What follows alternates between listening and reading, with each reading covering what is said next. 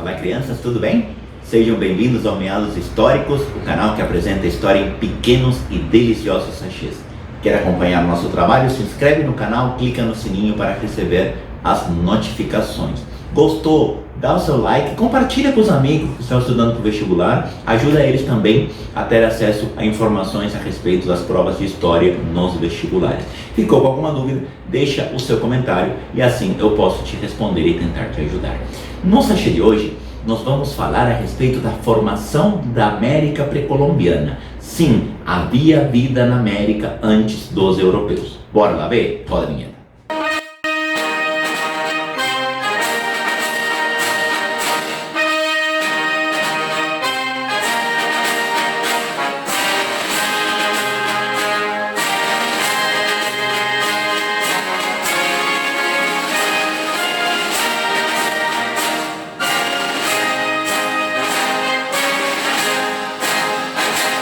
Quando a gente fala da América pré-colombiana, nós estamos falando de um imenso período da história, do qual a gente não tem muita certeza do início, mas sabemos exatamente o final. Vamos olhar para o nome.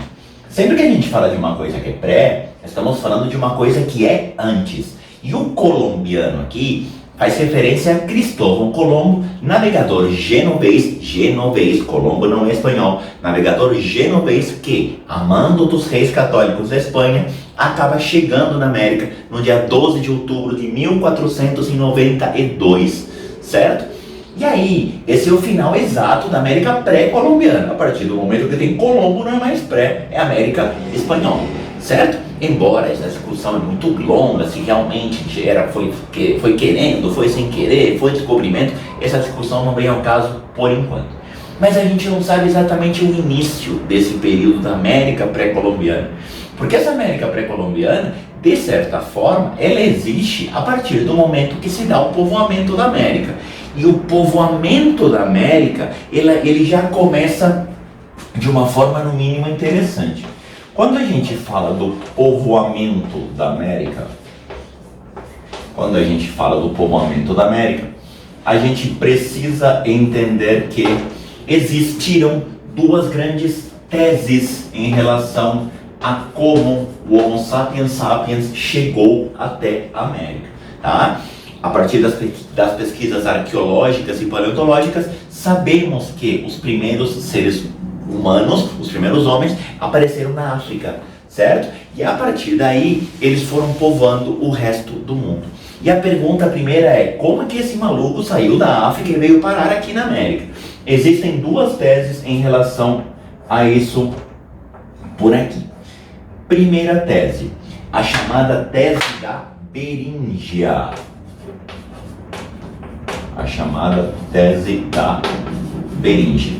E essa tese da Beríngia, ela fala de um possível povoamento da América a partir do Estreito de Bering. Eu não sei se você já jogou aquele jogo dinâmico, ágil, interativo, chamado War. Aquele que começa às 10 da noite e acaba às 6 da manhã do dia seguinte. E você já se viu lá pelas 3:30 da manhã com seu irmão, quase saindo no tapa pelo Alasca. E pensou, mano, o que eu tô brigando por essa ponta cheia de gelo?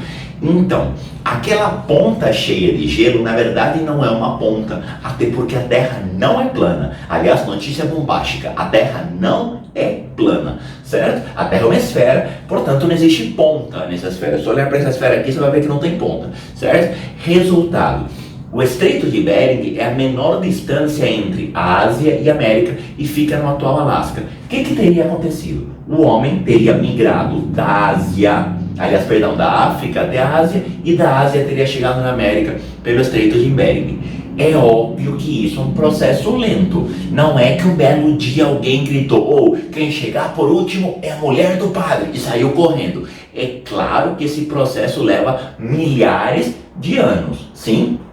E a partir daí teria se dado um povoamento da América do norte em direção ao sul, certo?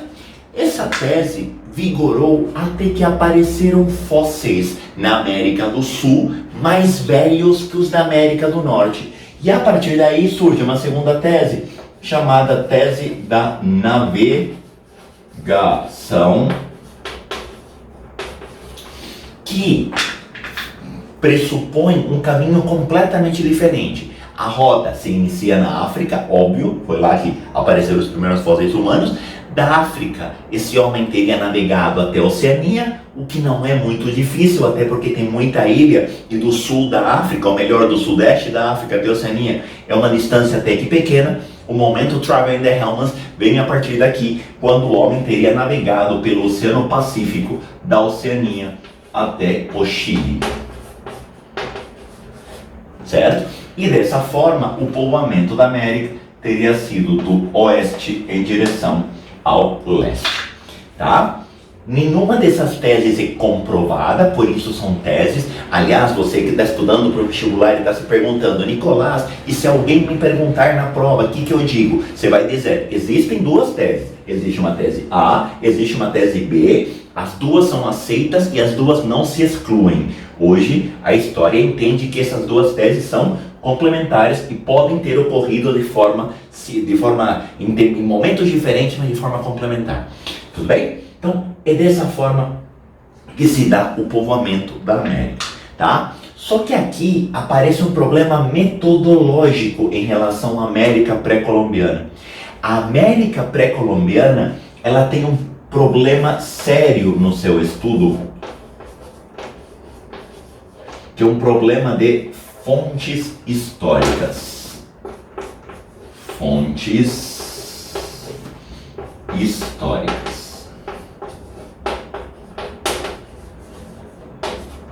Certo? Por quê? Os europeus relataram a chegada deles à América e a partir da chegada do europeu à América construiu-se a história da América pré-colombiana.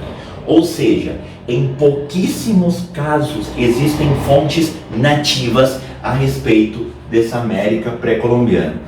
Então, o que existem aqui são as chamadas fontes europeias.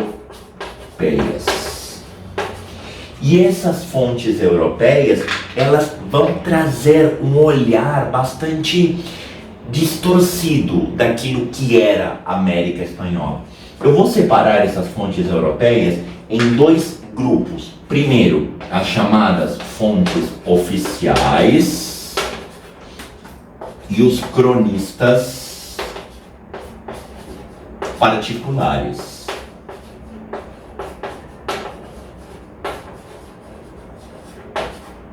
A verdade é que os cronistas particulares são um pouquinho menos perigosos na sua análise do que as fontes oficiais, porque as fontes oficiais têm toda uma preocupação de criar uma narrativa para a coroa, e essa narrativa para a coroa muitas vezes tem um baita cheiro de água benta. Afinal de contas, a Igreja Católica ela tem uma participação fundamental no processo de grandes navegações e acaba criando uma narrativa às vezes um tanto quanto proto-cristã, pseudo-cristã em relação a nativos que nunca tiveram essa visão. Então, cuidado, quando a gente fala dessas fontes históricas, nós estamos falando de um problema chamado uma visão eurocêntrica da América pré-colombiana.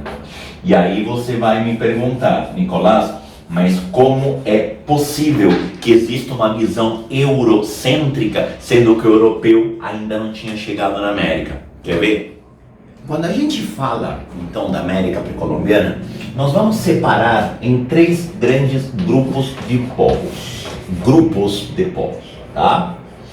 Eu vou dizer para vocês que existem ou existiam na América pré-colombiana povos que eram 100% nômades. Sim, havia uma série de povos na América pré-colombiana que eram caçadores-coletores, que não tinham a noção de sedentarização e que em muitos casos não chegaram a desenvolver a agricultura. Havia povos na América que eram seminômades. Prof, seminômade ou semissedentário? Como você mais gostar. Ele não é 100% nômade, porque ele desenvolveu agricultura, então consegue se fixar por um período de tempo, mas também não é totalmente sedentário, porque passado esse tempo ele migra para outro lugar. E houve também povos claramente sedentários. E aqui começa o olhar europeu a respeito da América. Por quê? Os relatos a respeito da América pré-colombiana, que como dissemos para vocês, eles são predominantemente europeus, vão fazer a seguinte divisão.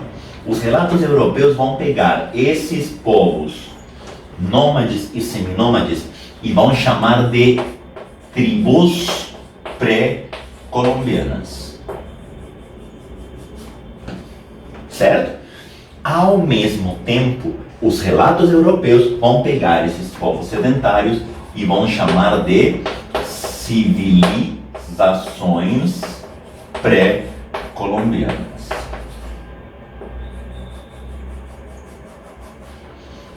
E essas civilizações pré-colombianas, além de serem sedentárias, se notabilizaram por 4 grandes pontos.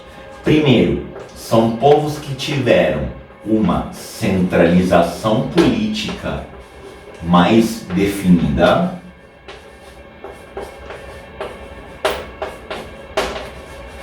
Certo? Além da estratificação política, são povos que desenvolveram uma certa estratificação social. Estratificação social. Certo? Uma divisão social razoavelmente rígida em grupos razoavelmente definidos. Assim como são povos que desenvolveram algum tipo de noção de urbanização.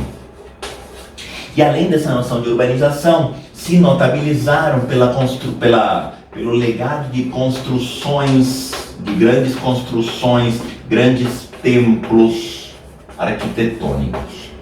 Certo? Muito bem, aí você fala, tá, Nicolás, e eu com isso? Olha para cá, estamos falando do século XVI. Quem no século XVI tinha noção de centralização política?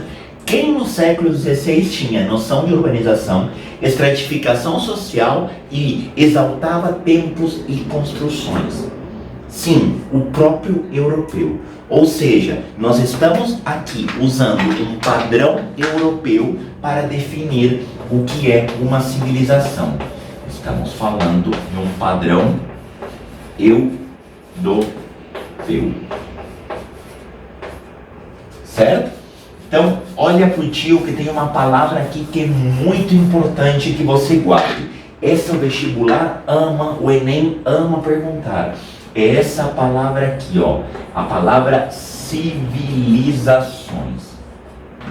Civilização e barbárie são 2 faces de uma mesma moeda.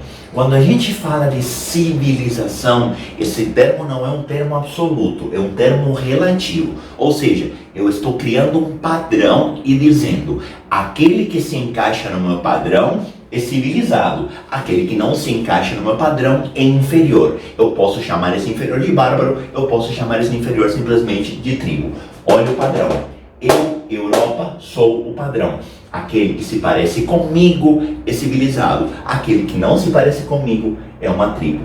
É por conta disso que, apesar de haver uma imensa diversidade de povos na América, a gente só vai de fato estudar 3. Os maias, os incas e os aztecas. Isso é assunto para os próximos vídeos. Fica com a gente, continua acompanhando o canal e você terá aulas de maias, incas e aztecas. Beleza? Tchau, tchau, obrigado. Até o próximo vídeo.